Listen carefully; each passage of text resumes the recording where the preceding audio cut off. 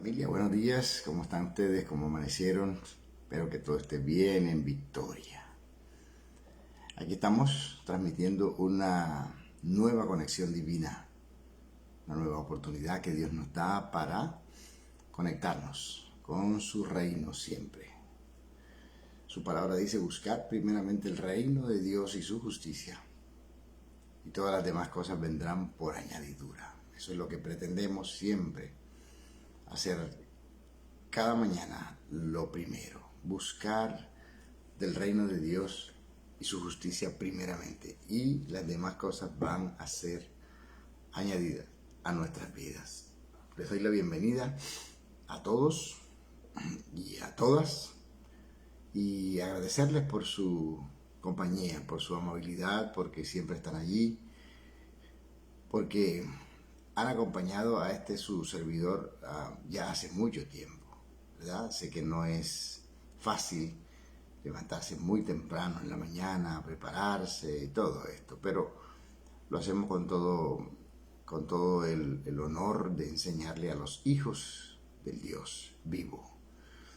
Padre, gracias te doy esta mañana por todo, por lo que tú has hecho y por lo que harás en nuestras vidas, que es bueno. Eso es lo que tu palabra dice, que son tus pensamientos para nosotros, son de bienestar, nunca de calamidad, papito Dios. Gracias por sostenernos, por permitirnos un día más de vida, conectarnos, hablar de tu palabra. Gracias, muchas, pero muchas gracias, papito Dios. Estamos colocando este tiempo en tu presencia para que tú nos ayudes, que todo salga bien, que conectaditos contigo todo nos salga bien, bien. Gracias. Gracias por bendecir a tus hijos conectados. Gracias por todo, papito Dios, en el nombre de Jesús. Amén y amén. Bien, le doy la bienvenida a Jessica, Jennifer, mi esposa, y todos los que se conectan siempre, y los que van a llegar. En algún momento van llegando ahí, de a poco van llegando. Espero que todo les haya sido bien la semana que pasó, y que Dios Padre Todopoderoso, por su amor, misericordia y todo lo bueno que emana de su reino, les ayude esta semana a ser mejor, cada día mejor. Es lo que siempre Dios quiere, anhela ahí en su palabra, que cada día que pase nosotros seamos mejores personas, hombres, mujeres de su reino, de su presencia, de sus principios, que practiquemos las cosas buenas, etc. Es lo que su palabra nos dice. Dios no quiere hombres y mujeres perfectos. De hecho, Él no exige perfección, pero sí exige madurez. Exige madurez. Y esa madurez viene evidentemente por escudriñar su palabra y practicar sus principios establecidos ahí en su palabra. Es así logramos madurez. Es lo que el apóstol dice, que ya tenemos que crecer y dejar la leche y a comer otras cosas más fuertes. Víctor, buenos días, Víctor. Gracias por estar, mi hermano. Bendiciones. Bendecido. Bueno, hoy voy a hablar acerca de un tema que nos atañe a todos. He puesto como un título, y es como que no dejes que el orgullo sea tu guía, o no dejes que el orgullo te guíe. Buenos días, Flori, en Arauca. No dejes que el orgullo te guíe.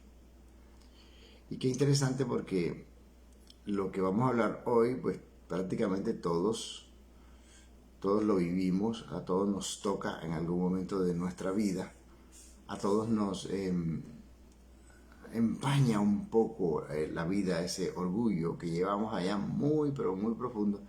A veces podemos decir, no, yo no soy orgulloso, yo no soy orgullosa, pero en las cosas más pequeñas va a salir a flote lo que tenemos. Así que si tú quieres ser feliz, evidentemente no vamos a lograr una seguridad plena en esta tierra, porque esto no es nuestra casa, este no es nuestro destino final. No hemos llegado a casa. Sí, pero si tú quieres ser feliz, experimentar algo de felicidad en tu vida, en tus relaciones, bueno, tienes que tener armonía. Y si vas a tener armonía, sin duda alguna, tienes que tener humildad. La carta del apóstol Pablo a los Filipenses, en el capítulo 2 y versículo 3, es un versículo muy conocido por los cristianos, muy conocido. Dice, no hagan nada por egoísmo o vanidad, o contienda o vanagloria. Dice Pablo, más bien, con humildad, consideren a los demás como superiores a ustedes mismos. Eso lo dice Pablo en Filipenses capítulo 2, versículo 3. ¿Qué quiere decir esa escritura? ¿O qué principio podemos sacar de allí, doctor Miguel Rojas? Bueno, debes tener en cuenta que cada conflicto que tienes o que vives en una relación tiene en la mitad un elemento que se llama orgullo. En todo el medio de cada conflicto, de alguna relación que tú tengas, cualquiera sea, siempre implícitamente está el orgullo. El orgullo. ¿Por qué? Porque todos tenemos un problema del yo. Todos tenemos un problema. Yo lo quiero ahora, yo soy yo, lo mío es mío, nadie me lo quita, etc. Y ese problema del yo que cada uno de nosotros tenemos causa todo tipo de problemas. Es causa de todas las dificultades que usted y yo vivimos.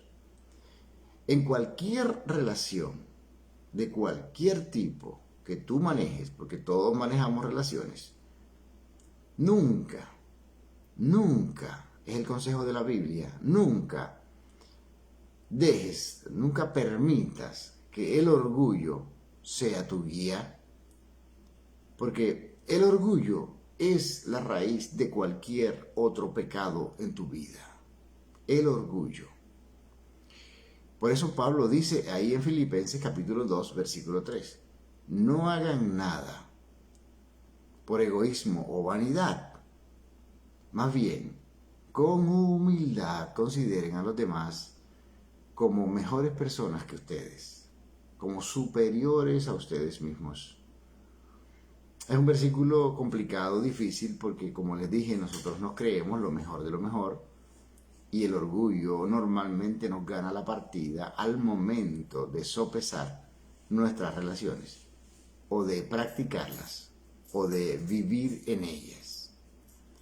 Y Pablo el apóstol dice que hay dos tipos de orgullo que crean conflictos. Uno de ellos es la ambición egoísta y el otro es la vanidad. La ambición egoísta y la vanidad. La ambición egoísta puede decirte que todo gira en torno a ti.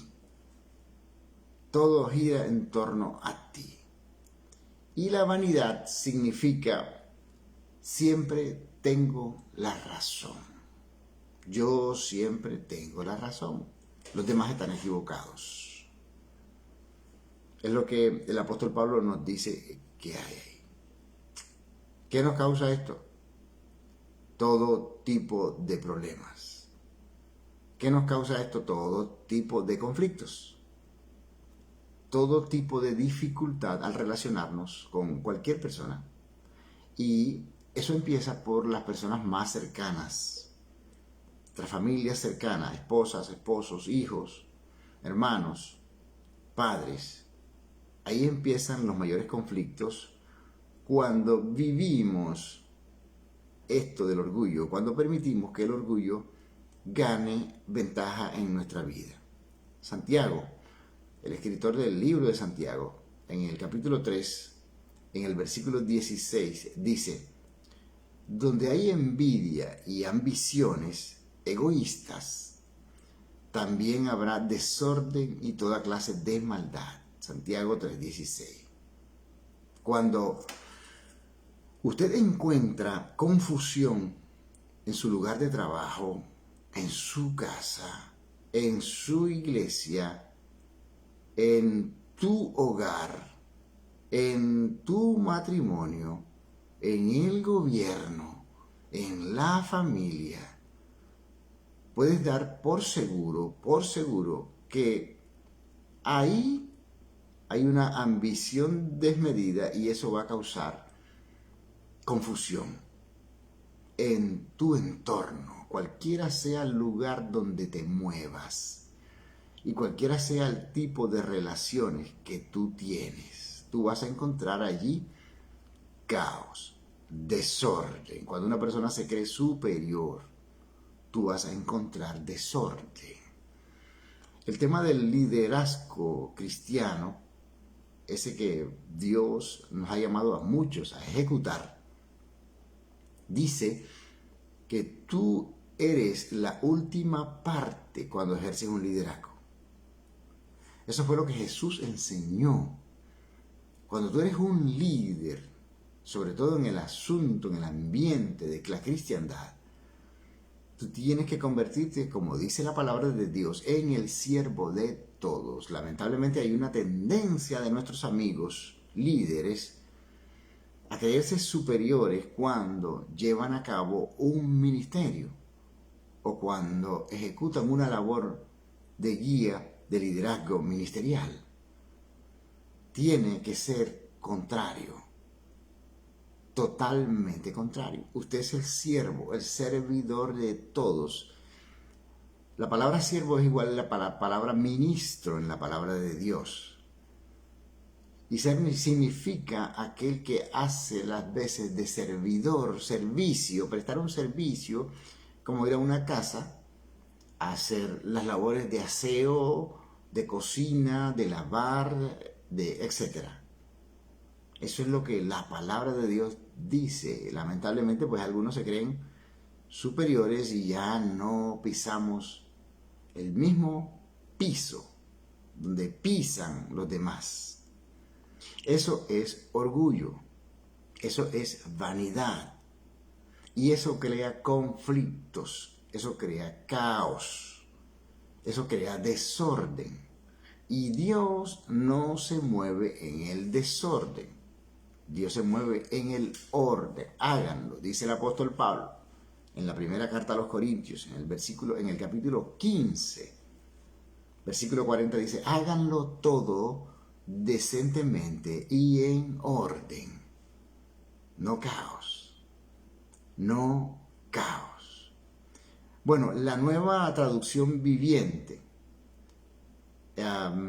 traduce Filipenses capítulo 2, versículo 13 así: no traten de impresionar a nadie. Es lo que el apóstol Pablo nos dice. Usted y yo debemos procurar es, cuando digo procurar, es anhelar y pedirle al Espíritu Santo de Dios que nos permita vivir plenamente una santidad, no esa santidad que pretende impresionar a otros. De hecho, la Biblia dice que usted y yo somos santos por el hecho de creer en Cristo Jesús. Usted es un santo. Lo que pasa es que todavía usted no aparece en el santoral. Usted no tiene un día. El día de Santa Cecilia Almario Pérez. Todavía ese día no existe. El día de Santa Jessica. El día de San cualquiera. Todavía eso no existe en nosotros. Pero usted es santo. Usted es santo. Así que Pablo dice, no traten de impresionar a nadie. Pero lamentablemente hacemos el día de San Reinald. Lamentablemente usted y yo tratamos de impresionar a las otras personas, presentándonos como lo que no somos. Ahí hay orgullo, ahí hay vanidad. Y hacemos esto generalmente en todas las áreas de nuestra vida, pero especialmente en las redes sociales. En las redes sociales usted encuentra de cuánta cosa diciendo qué es lo que no es. Ahí usted puede aparentar, usted puede postear muchas cosas y no es la realidad de su vida. ¿Por qué? Porque está tratando de impresionar a los demás. Las redes sociales, dicho sea de paso, es una gran tentación de tratar de hacerse ver a uno mejor de lo que es en realidad, de impresionar a otros. Porque darse unos likes, unas cosas así, pues muchas veces hacemos cosas que no somos. Nos ocultamos detrás de muchas cosas. Hay gente que no tiene fotografías, por ejemplo, en sus redes sociales, o pone unas cosas totalmente diferentes.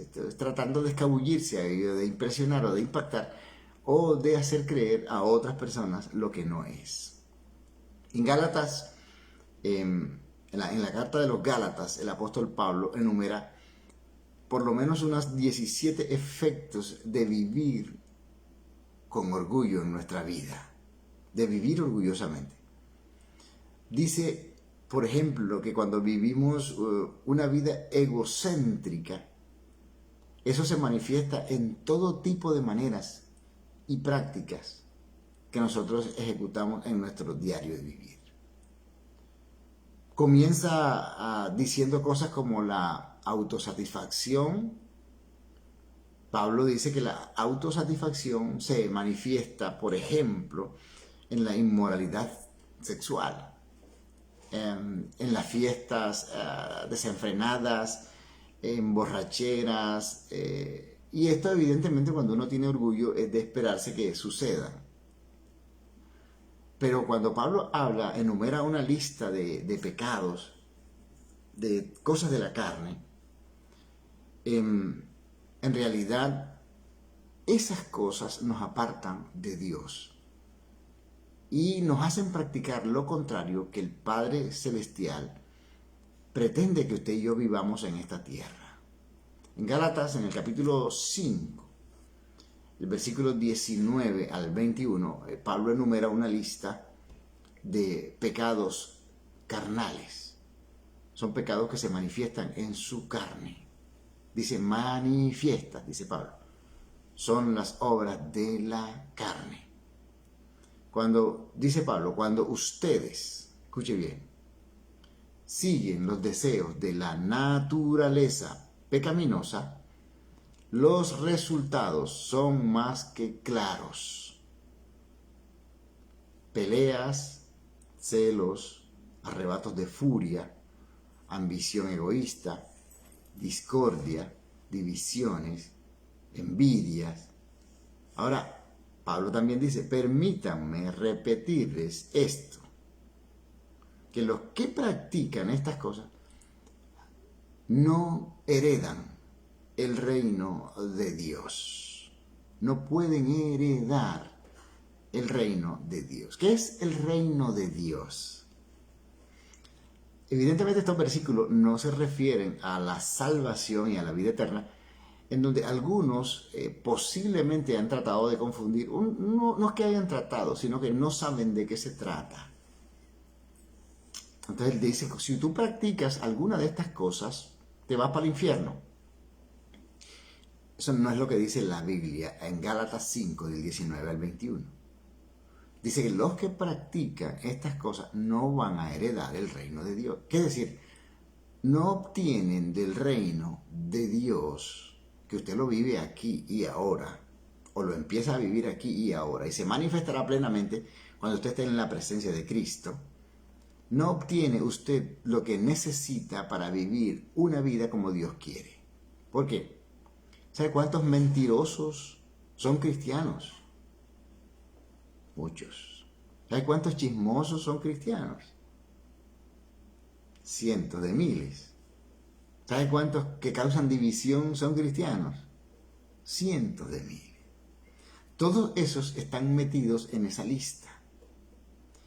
¿Qué es eso? Son obras de la carne. Son manifestaciones carnales que le impiden a usted vivir una vida de humildad en la presencia de Dios. Cuando la palabra de Dios dice que no heredará el reino de Dios, significa que cuando usted vive en sus manifestaciones carnales, usted no obtiene lo necesario, lo que necesita del reino de Dios. Del reino de Dios. ¿Qué obtiene usted en el reino de Dios? Todo lo que necesita para vivir. Empezando por la humildad que usted debe practicar todos los días de su vida. Entonces, cuando una persona hay cristianos carnales, Pablo dice que van a llegar al cielo, pero chamuscados. Es decir, van a entrar por una puerta donde hay un muchacho, candela viva, pero van a entrar. El problema de los cristianos carnales es que en la tierra van a tener una vida caótica, una vida horrorosa, porque viven en sus desenfrenos carnales, viven para agradar, dice el apóstol Pablo, la carne, la carnalidad. Las obras de la carne, ustedes las pueden leer en su Biblia. En la versión Reina Valera dice, manifiestas son las obras de la carne, que son varias cosas. Ahí hay varias manifestaciones carnales, que entre otras cosas las manifestaciones carnales son lo que los principios de vida del reino de Dios van a contrarrestar. Cuando usted vive principio de reino, por ejemplo un principio de ser generoso, usted contrarresta una manifestación de la carne que se llama egoísmo, que se llama celo. Manifiestas son las obras de la carne: egoísmo, celos, contienda, vanidades, etcétera, etcétera, etcétera. Y ahí mismo, evidentemente, en la carta del apóstol Pablo habla de los frutos del Espíritu.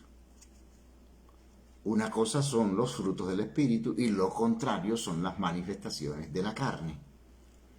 Así que lo que el apóstol Pablo nos enseña siempre es que hay una contienda permanente entre los frutos de su vida espiritual y su vida carnal, sus manifestaciones. Por eso es que Jesús se hace en su vida Señor.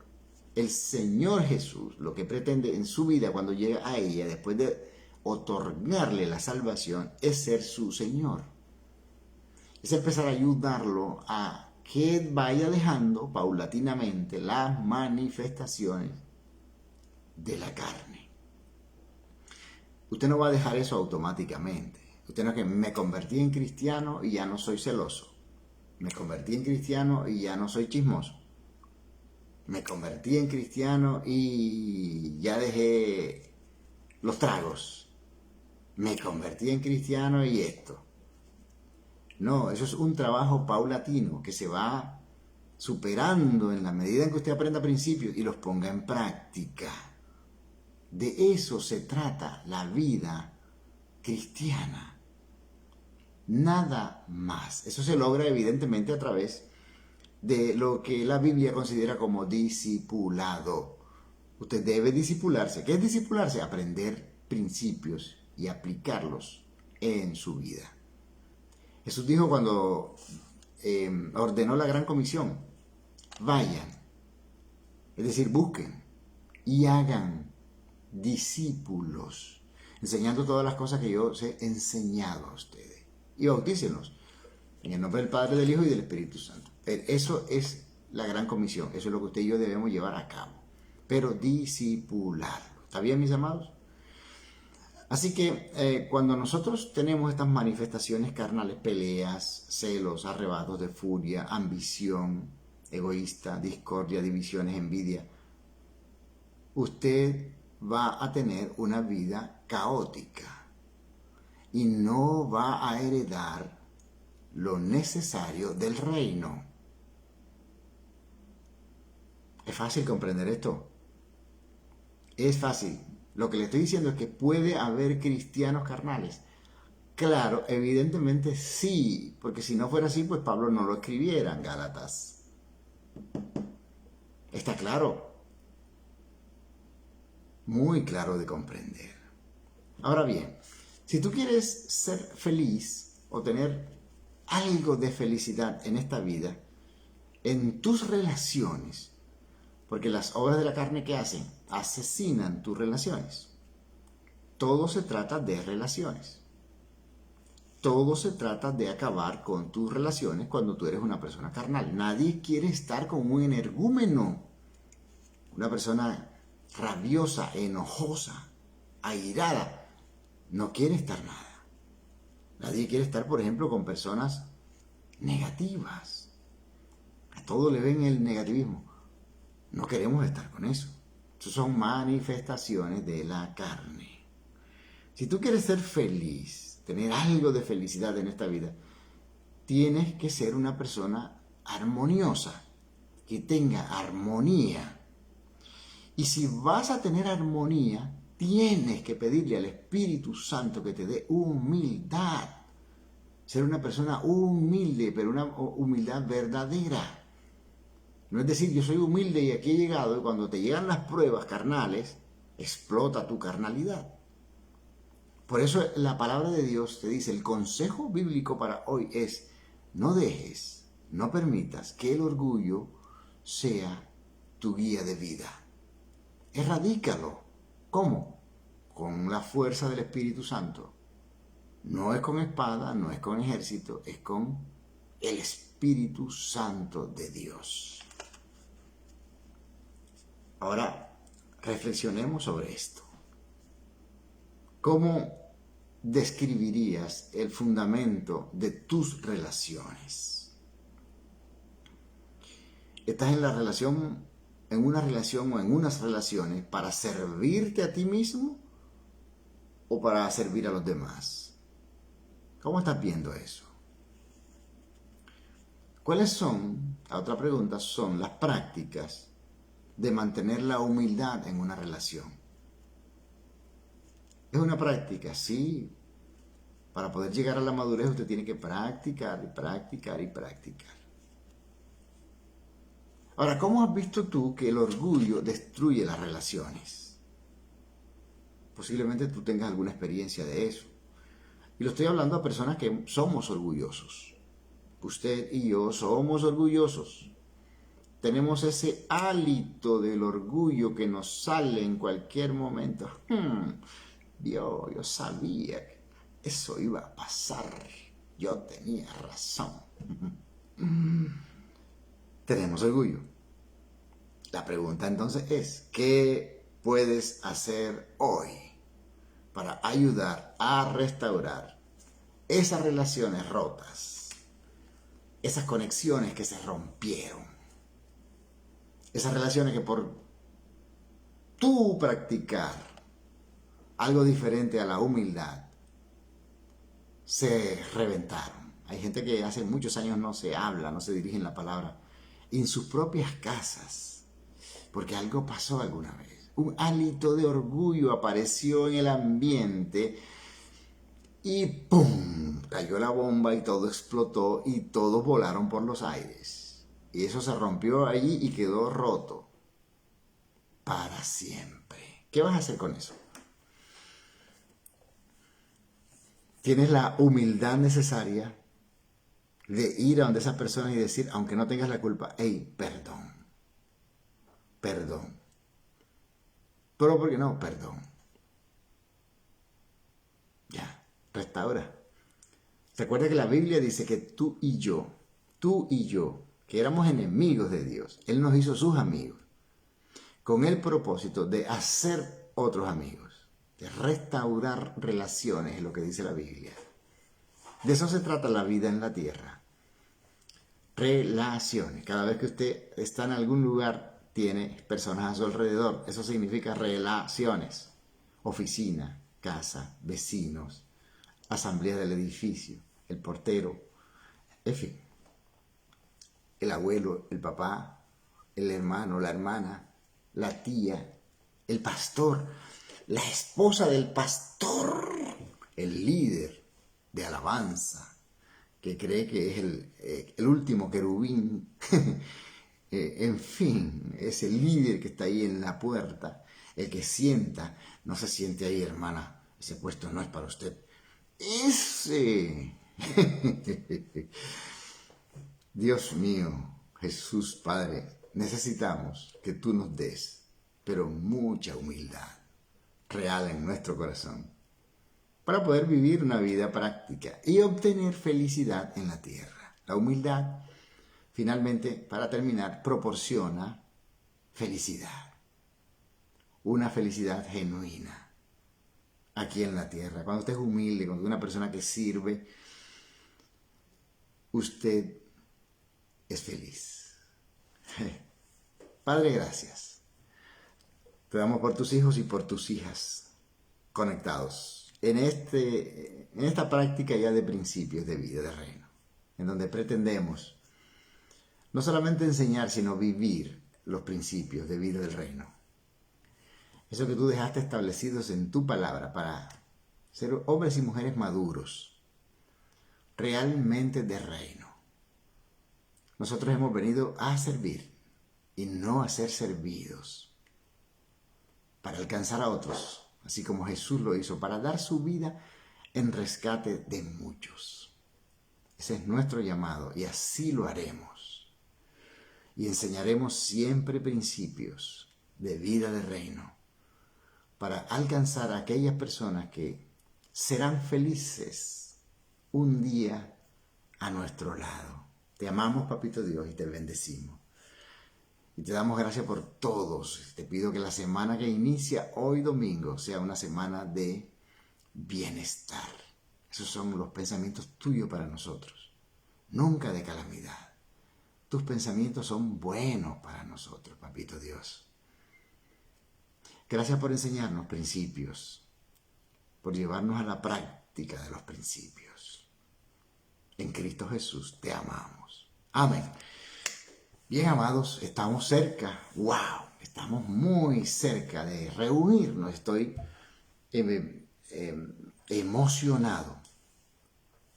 Tengo emoción en mi alma de saber que pronto nos reuniremos allí todos.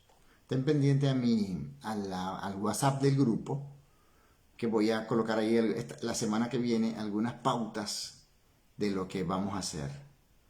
Una primera reunión que quiero hacer, por ahí por el grupo voy a hacer la invitación respectiva, o incluso personalmente, ¿ok, mis amados? Para que nos encontremos y explicarles de qué se va a tratar todo lo que queremos hacer, todo lo que anhelamos hacer. Bien, mis amados queridos, espero el apoyo de ustedes, pues sin ustedes no hago nada, absolutamente nada. Ustedes tienen esa fuerza, ese apoyo allí con el que estoy contando. Obviamente esto no es una obligación, ¿no? Los que quieran simplemente, pero sí me gustaría contar con ese apoyo maravilloso de construir un proyecto espiritual ministerial basado en principios, en donde seamos las personas que Dios nos diseñó, no otros, no máscaras, en donde seamos lo que somos, como usted y yo somos, los hijos de Dios que somos, esos somos. Recuerden que estamos puestos en esta vida para servir. Jesús lo dijo también. Y para dar nuestra vida en rescate por muchos. Mi Dios, Padre Todopoderoso, Creador del cielo y de la tierra, otorgue a sus vidas todo lo necesario para esta semana. Recuerden que cada día trae su propio afán. No se preocupen por el mañana, no está en el control de ustedes, mas sí en las manos de nuestro Padre Celestial. Les bendigo grandemente, en el nombre del Padre, del Hijo y del Espíritu Santo. Y usted dice, amén. Amén, pastor, sabe que cuenta conmigo. No, yo cuento con todos ustedes. Y otros, bueno, el doctor Rojas, espero que se haga un viaje de Cúcuta a Barranquilla para que nos acompañe en esa primera reunión. Jennifer se va a hacer un viaje de Lima hasta Barranquilla y vamos a estar ahí, ¿no? Va a ser algo bien, bien bonito, se los aseguro, bien bonito. Dios les bendiga, mis amigos, queridos de mi corazón. Esos son ustedes para mí, mis amigos. Y que tengan una semana próspera, bendecida, en victoria y en salud. Y en salud. A Flor y Osorio. A Flor y Osorio vamos a orar para que Dios le permita ir de donde está Flor y allá en Mocoa, en algo así, y vaya a Barranquilla. Les bendigo, mis amados. Compartan, este video que va a servir de bendición para muchos.